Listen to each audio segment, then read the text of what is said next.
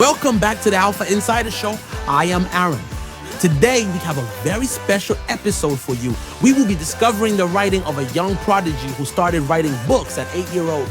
Today, he is 14 and he holds many world records with an impressive 70 books co-written with his dad and one solo book. I know. It is not about quantity or speed, but about quality, you would all say. Hold your breath. Today, we are diving into one of his books, and I will let you judge for yourself about his depth. I am privileged to introduce for the first time of the show, William Bach, prodigy author. Albert, Isabel, you have the floor. Ready for a deep dive into a world where chickens teach us about dreams? Sounds interesting, right?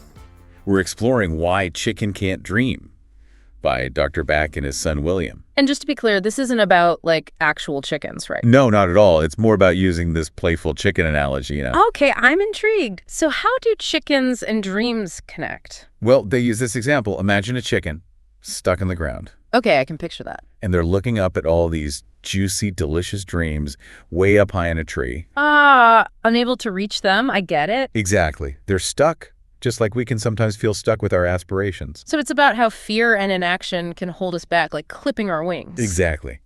They argue that to truly dream, you need more than just the dream itself. You need action. You got it.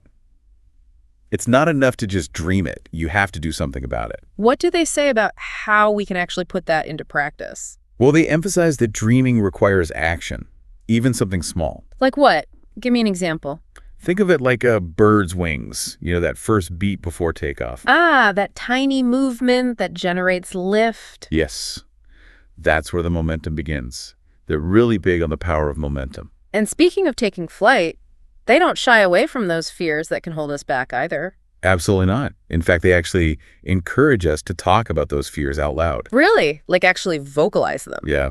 They even call them nightmares, and they suggest giving those nightmares a voice. That's interesting. What's the thought behind that? Well, they share this personal story about William, the son, when he was a kid. He used to have these terrible nightmares, and he learned to conquer them by literally talking about them out loud. So it's like by hearing those fears outside your own head, they lose some of their power. Exactly. It's like you're tricking your brain into facing the fear head on. That's actually a really powerful technique, especially for those of us who tend to overthink or let anxieties just bounce around in our heads. Totally. And they actually suggest that by confronting any fear, not just nightmares, you create space for your dreams. So it's like you're clearing the runway for those bigger, bolder aspirations. Exactly. I love that. But they don't just leave us with this vague advice about facing fears. Don't they also provide a framework for achieving dreams? They do. It's called the 3 Steps to Dreaming. A really simple, powerful framework. Okay, I'm ready. What's step 1? First, you have to truly believe in your dream. Like, really own it. Belief is so important. But it's not just about thinking it's possible, is it? Right. The second step is feeling the dream in your heart. So it's not just a logical thing. You have to connect with it emotionally, too. Yes. That's where the passion comes in. Okay, so we've got believing in the dream, feeling it in our hearts. What's that crucial third step? This one might surprise you. It's knowing when to share your dream with the world. Wait, really? That's the third step? I would thought it was more about taking action. Action is important, but they emphasize the importance of timing when it comes to sharing. Okay, now that's interesting. So they're not saying to shout your dream from the rooftops the second you have it. Not at all. Think of it like a seed. Okay. If you plant a seed too early, before the roots are strong, it won't survive. So you're saying we need to nurture our dreams in solitude for a while before we... Exactly. You need that protected space to let the dream take root without outside influence. That makes a lot of sense. But how do you know when it's the right time to share? I need to know more. Well, it's interesting, right? Because that's where they bring in this idea of momentum. Oh, okay. How so? They're all about tapping into the power of those small wins, building on them. Yeah. And then riding that wave of positive energy. So it's not just announcing a dream, it's about sharing the progress you've actually made. Yes. And I think that's what makes you more credible to others, For sure. It's like, hey, I'm not just talking about this, I'm actually doing something about it. Exactly. They even say actions speak louder than words. It's so true. And I imagine when you have that momentum, it helps other people get excited about your dream too. Yes. Your dream becomes something tangible that people can grab onto. Okay, so you've built up some momentum, you started sharing your dream.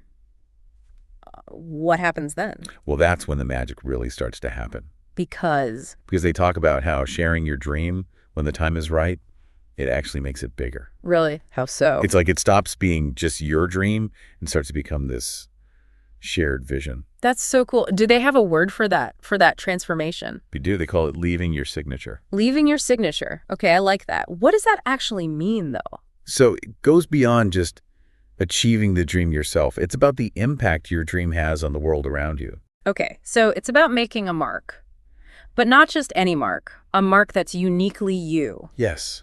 And here's the really cool part. When you share your dream, you invite others to leave their signature too. Oh, wow. I love that. It becomes this collaborative thing, this tapestry of shared aspirations. Exactly. And they have this great metaphor for it. They say it's like a single ember Okay. that ignites an entire bonfire. Wow. So your dream, when shared authentically, can spark something much bigger. Yes.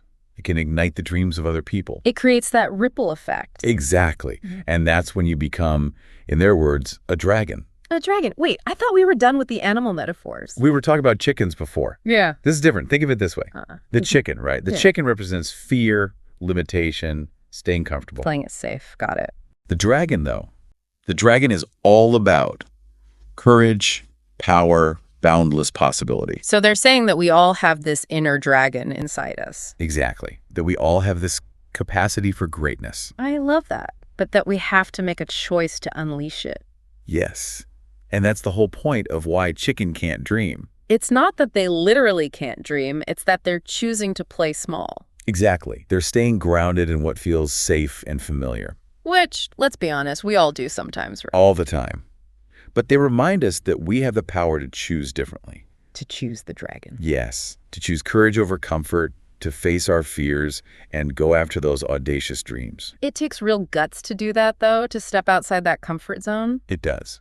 But the rewards. They can be amazing. Right.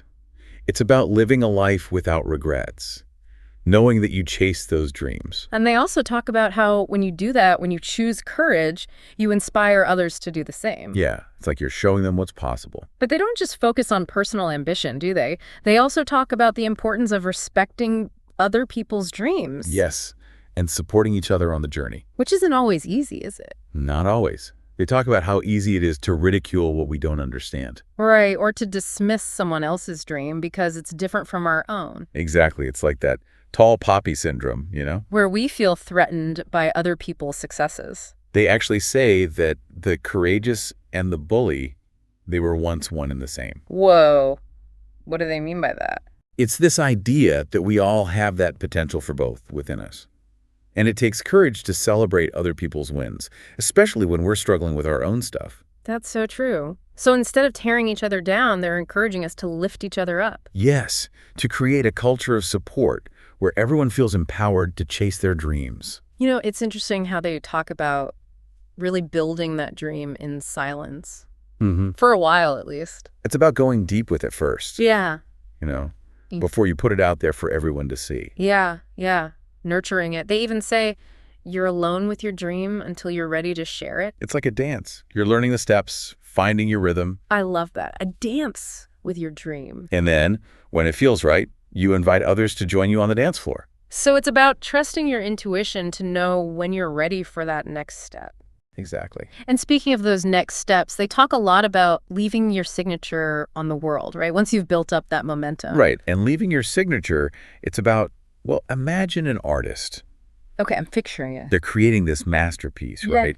With passion, with purpose. Yeah. And that masterpiece is going to inspire people for generations to come. That's what leaving your signature means. So it's about making your dream real, making it something that impacts the world. Exactly. Not enough to just dream it, you have to live it. Let it shape everything you do. Yes. And when you share that with people, invite them in, they get to leave their own signature too, right? It becomes this beautiful collaboration. Like a single ember. Have you ever seen a bonfire? Oh, yeah, of course. How it starts with just one tiny ember. Okay. And then And then suddenly the whole thing is ignited. your dream, when you share it authentically, it can be like that ember. It sparks something so much bigger. Wow. So we all have the power to ignite that change. I believe so, yes. That's an incredible thought. And that's what I love about this book, Why Chicken Can't Dream. They remind us that we're not chickens, we're dragons. We have that dragon heart within us. We have that capacity for greatness. We just have to choose it. So as we wrap up this deep dive, here's a question for you listening. What dream have you been keeping hidden? What would it take for you to embrace your inner dragon and really soar? Thanks for joining us on this incredible journey into the heart of dreams. Until next time, keep dreaming, keep believing, and keep soaring. I told you so. What an impressive kid, William Bach. Look him up on Amazon, Barnes & Noble, and Apple Books. There is a whole collection of books for you to choose from. And of course, William will be back on the show soon, very soon. Actually, he will be back next week as we will be covering how to train world record author with our favorite mentor, Dr. Bach. This is the Alpha Insider Show, on air every Monday and Thursday at 8 a.m. Eastern Time. I am Aaron. Welcome to the Alphas.